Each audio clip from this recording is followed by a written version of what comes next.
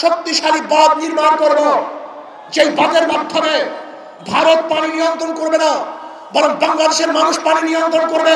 যার ভারত বন্ধু থাকে তার শত্রু প্রয়োজন হয় না। আপনারা জানেন সিকিম এক সময় স্বাধীন রাষ্ট্র ছিল, ভারতের খুবই বন্ধু ছিল, কিন্তু লেন্দুক দর্জির মতো এক চাটুকার এবং মোশায়েফকে সৃষ্টি করে সে সিকিমকে ভারতের কররাজ্য হিসাবে নয়, ভারতের অন্তর্ভুক্ত করতে বাধ্য করেছিল। আপনারা জানেন হায়দ্রাবাদ স্বাধীন রাষ্ট্র ছিল, ব্রিটিশ বলেছিল তোমরা স্বাধীন থাকবে, কিন্তু সেই স্বাধীন রাষ্ট্রকে পরাধীন করে ভারতের মধ্যে হায়দ্রাবাদকে নিতে বাধ্য করেছিল। আপনারা জানেন কাশ্মীর স্বাধীন রাষ্ট্র ছিল, কিন্তু এই ভারত সেই স্বাধীনতাকে দূর করে আজকে তাদেরকে গোলামি করতে বাধ্য করেছে। আজকে বাংলাদেশ স্বাধীন, ভারত থেকে স্বাধীন হয়েছে, কিন্তু লেন্দুক দর্জির মতো শেখ হাসিনাকে আর এক মুখ্যমন্ত্রী তৈরি করে ওদের গোলামি বানাবার চক্রান্ত করেছিল।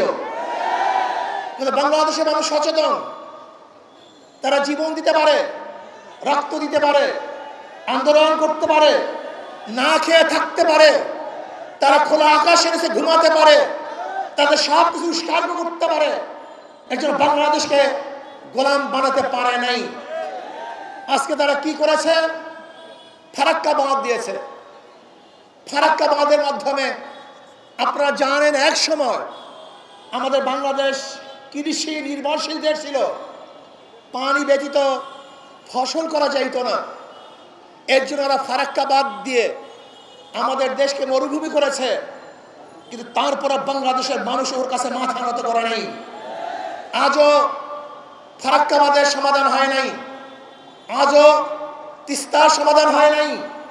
আজকেও প্রবাহিত ভারত থেকে যে নদী এবং খালগুলি আছে তার পানির ন্যায্য ইচ্ছা এখন আমরা পাই নাই। ওদের পানির দরকার নাই, ওরা প্রতি বছর আমাদেরকে পানি দিয়ে মারার চক্রান্ত করে। এবার বাংলাদেশের প্রত্যেকটা মানুষকে ঐক্যবদ্ধ হতে হবে। বাংলাদেশের উপর থেকে এমন এক শক্তিশালী বাঁধ নির্মাণ করব, যেই বাঁধের মাধ্যমে ভারত পানি নিয়ন্ত্রণ করবে না, বরং বাংলাদেশের মানুষ পানি নিয়ন্ত্রণ করবে।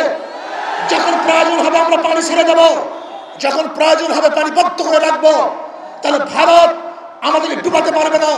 ওদের কাছে মাথা নত করতে হবে না, বরং ভারত আমাদের কাছে মাথা নত করে বাধ্য হবে।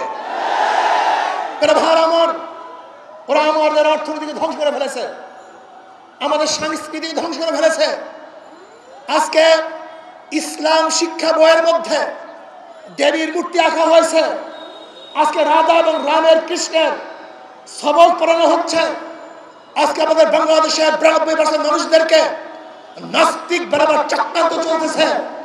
আমি অন্তর্বর্তীকালীন সরকার বলবো এই শিক্ষা কারিকুলামকে পরিবর্তন করতে হবে। বাংলাদেশের 92% মানুষের আশা এবং আকাঙ্ক্ষা অনুযায়ী, বৃহত্তর মুসলিম এই সংখ্যাগরিষ্ঠ মানুষের আশা এবং আকাঙ্ক্ষা অনুযায়ী সিলেবাস তৈরি করতে হবে। আমি বলবো কবির চৌধুরী স্বঘোষিত নাস্তিককে নিয়ে যে শিক্ষা কমিশন গঠন করা হয়েছিল 2010 সালে, সেই শিক্ষা কমিশন পরিবর্তন করে আলেম ওলামা জ্ঞানী মানুষের মাধ্যমে শিক্ষা কমিশন গঠন করে এদেশের মানুষ, এদেশের মুসলমান, এদেশের ধর্মীয় মানুষ, হিন্দু ধর্ম, খ্রিস্টান, বৌদ্ধ সমস্ত মানুষের আশা এবং আকাঙ্ক্ষা অনুযায়ী সিলেবাস সাজাতে হবে। কোন অবস্থাতেই 92% মুসলমানদেরকে বাদ দিয়ে বাংলাদেশের মানুষ কোন সিলেবাস চায় না, হতে পারে না, হবে না। যে সিলেবাসের মধ্যে নবী মুহাম্মদ সাল্লাল্লাহু আলাইহি ওয়াসাল্লাম ইতিহাস থাকবে না, যে সিলেবাসের মধ্যে আবু বকরের ইতিহাস থাকবে না, যে সিলেবাসের মধ্যে ওমরের গল্প থাকবে না, যে সিলেবাসের মধ্যে উসমানের কথা থাকবে না, যে সিলেবাসের মধ্যে আলীর গল্প থাকবে না, ওই সিলেবাস বাংলাদেশে চলবে না, চলতে দেওয়া হবে না।